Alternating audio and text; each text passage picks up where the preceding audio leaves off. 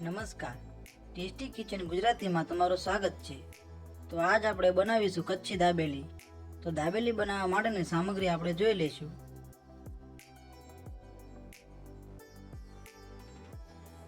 જેમાં બાફેલા બટેકા છે, આ મસાલા સિંગ છે, આ દાડમના દાણા છે, આ દાબેલીનો મસાલો છે, આ ઝીણી સેવ છે, આ ડુંગળી છે, આ મીઠું છે, આ લાલ મરચું પાવડર છે અને આ લીલા ધાણા છે। તો સૌપ્રથમ આપણે બટાકાને છૂંદી લઈશું। તો આવી રીતના એક બાઉલમાં લઈ અને તેને છૂંદી લેવાના છે।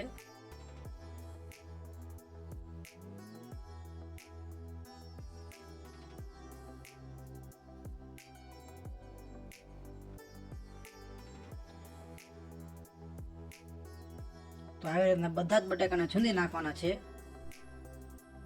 અને હવે જે દાબેલીનો મસાલો છે તેને પાણી નાખીને આપણે વગાડી લઈશું।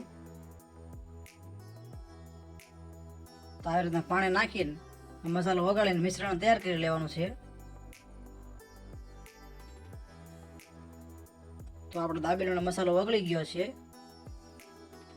અને હવે આપણે વઘાર કરી લઈશું। તો દાબેલીનો વઘાર કરવા માટે આપણે આવી રીતના બાઉલ લઈ લીધું છે, જેમાં આપણે થોડુંક તેલ લઈ લઈશું।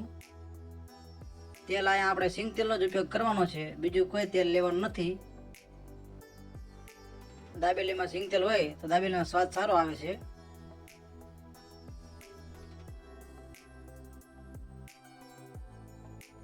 તો આપણું તેલ ગરમ થઈ ગયું છે, જેમાં આપણે દાબેલીના મસાલાનું મિશ્રણ કર્યું હતું તે નાખી દઈશું।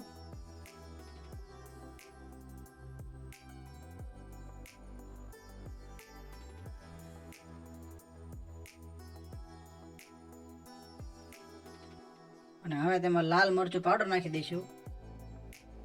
તમારે જેટલું તીખું ખાવું હોય તેટલું લાલ મરચું નાખી દેવાનું।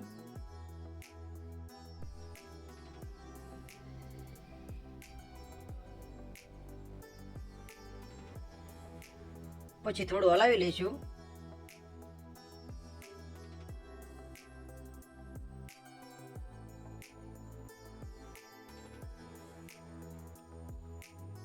પછી સ્વાદ પ્રમાણે થોડું મીઠું નાખી દઈશું।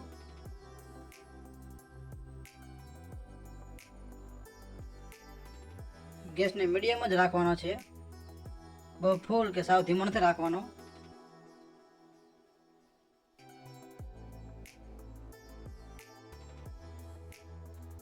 પછી છૂંદેલા બટાકા નાખી દઈશું।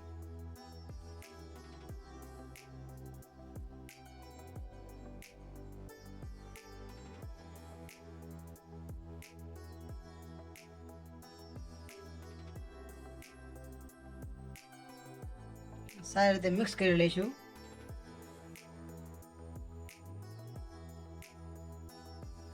ધીમે ધીમે બધા જ બટાકાને મિક્સ કરી લેવાના છે।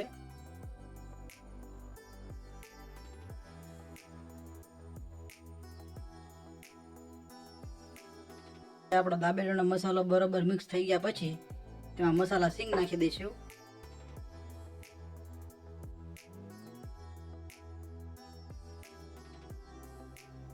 અને પછી તેને થોડું હલાવી લેવાનું છે।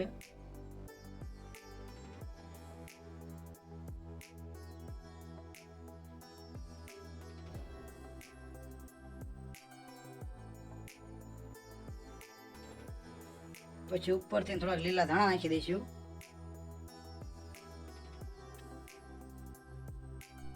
ઉપર થોડા દાડમના દાણા પણ નાખી દઈશું।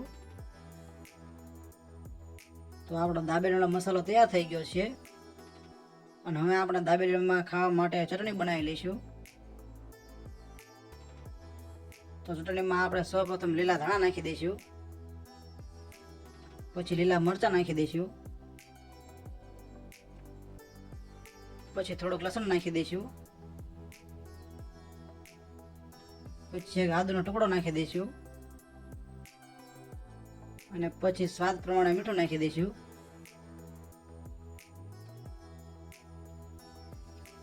અને પછી થોડું પાણી નાખી દઈશું અને ઉપરથી લીંબુ નીચવી લઈશું।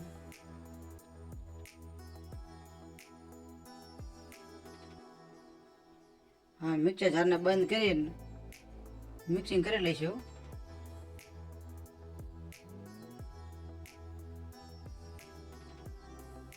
તો આવી રીતના ક્રશ કરી લેવાનું છે.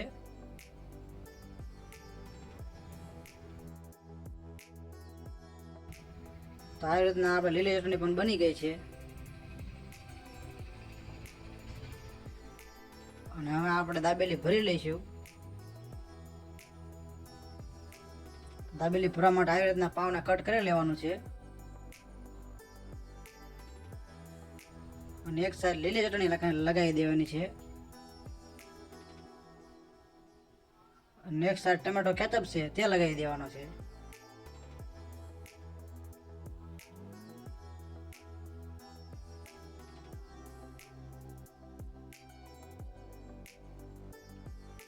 અને હવે આપણે દાબેલીનો મસાલો ભરી લઈશું.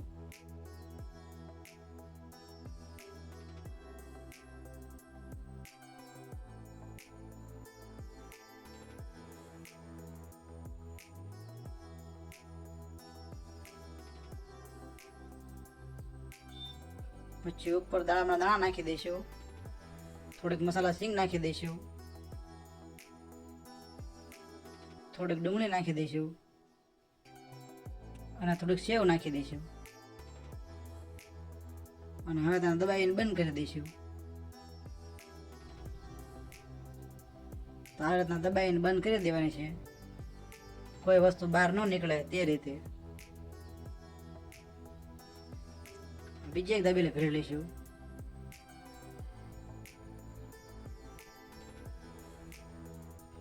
તેમાં ટમેટો કેચઅપ લગાવી દઈશું એક સાઈડ.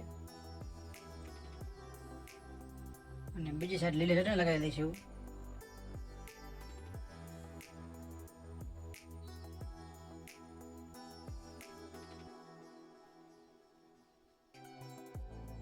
અને હવે દાબેલીનો મસાલો ભરી દઈશું.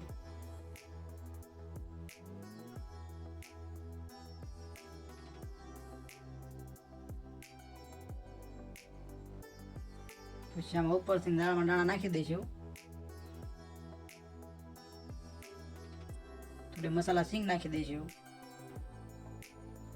થોડી ડુંગળી નાખી દઈશું. અને થોડી સેવ નાખી દઈશું. અને હવે દબાવીને બંધ કરી દઈશું. અને હવે તળી લઈશું. તો તળવા માટે આપણે થોડુંક ઉપર તેલ લગાવી દઈશું. અને ગેસને ચાલુ કરી લઈશું.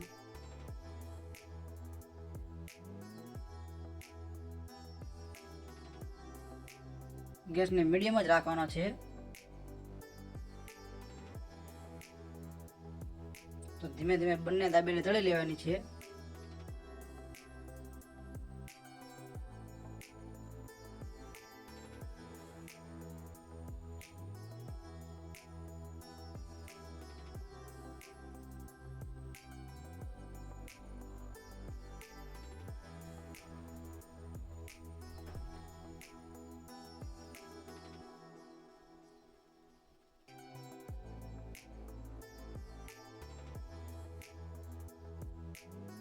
તો આપણી બંને દાબેલી તળાઈ ગઈ છે, જેને આપણે એક ડીશમાં કાઢી લઈશું.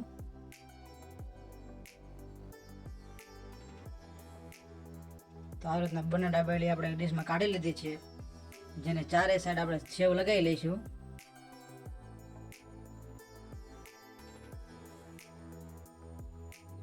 તો આ રીતના સેવ લગાવી દેવાની છે.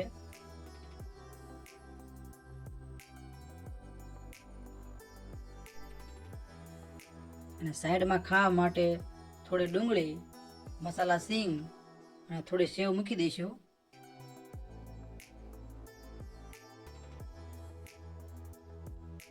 અને લીલી ચટણી આપણે જે બનાવી હતી તે અને ટમેટો કેચઅપ મૂકી દઈશું. તો તૈયાર છે આપણી કચ્છી દાબેલી. તો તમને અમારી દાબેલીનો વિડીયો કેવો લાગ્યો? જો વિડીયો પસંદ આવ્યો હોય તો વિડીયોને એક લાઈક કરજો. અને આવી અવનવી રેસીપી જોવા માટે અમારી ચેનલને સબસ્ક્રાઈબ કરજો. વિડીયોને પૂરેપૂરો જોવા માટે તમારો ખૂબ ખૂબ આભાર.